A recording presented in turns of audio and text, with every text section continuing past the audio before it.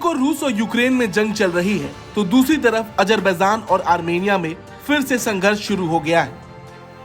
इस संघर्ष में अब तक 5 लोगों की मारे जाने की पुष्टि हो चुकी है।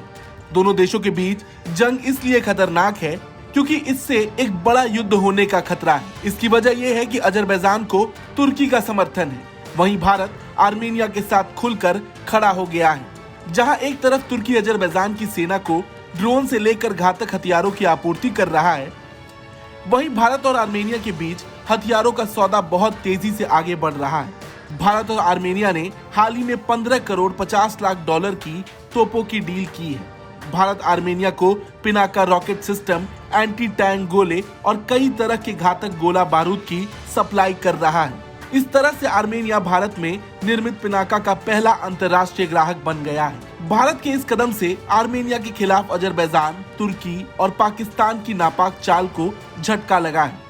पिछले साल भारत के विदेश मंत्री एस जयशंकर ने आर्मेनिया की यात्रा की थी। भारत न केवल आर्मेनिया के साथ अपने रिश्ते मजबूत कर रहा है, बल्कि ग्रीस के साथ भी अपनी दोस्ती को मजबूत कर रहा है। ग्रीस के साथ तुर्की का पुराना विवाद चल रहा है और दोनों ही सेनाएं अक्सर आमने सामने आती रहती हैं।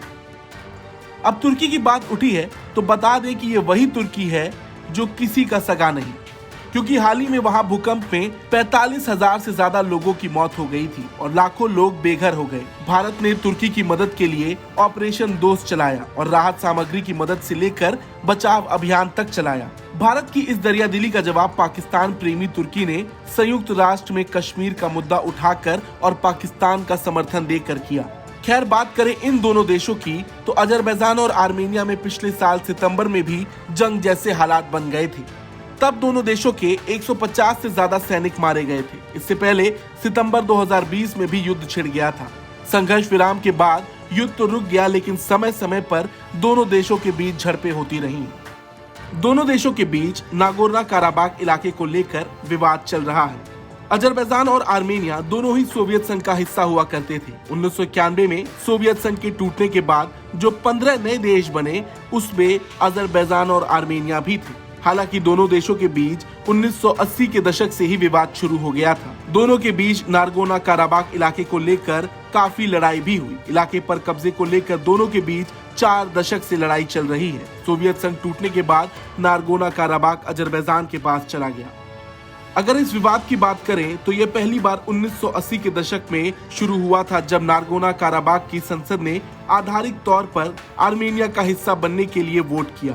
बाद में अजरबैजान ने यहां अलगाववादी आंदोलन को दबाने की कोशिश भी की थी।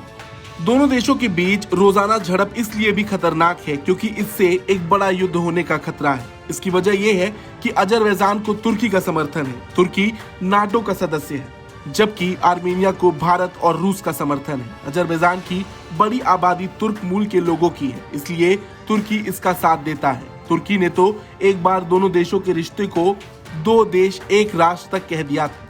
वहीं आर्मेनिया के साथ तुर्की के कोई आधिकारिक संबंध नहीं है। 1993 में जब दोनों देशों के बीच सीमा विवाद बढ़ा था तो अजरबैजान का साथ देते हुए तुर्की ने तो आर्मेनिया से सटी सीमा तक बंद कर दी थी। हालांकि अब आर्मेनिया को भारत और रूस जैसे देशों का समर्थन है। ऐसे में देखना ये होगा कि अजरबैजान आगे क्या करता है। ब्यूरो रिपोर्ट, भारत तक।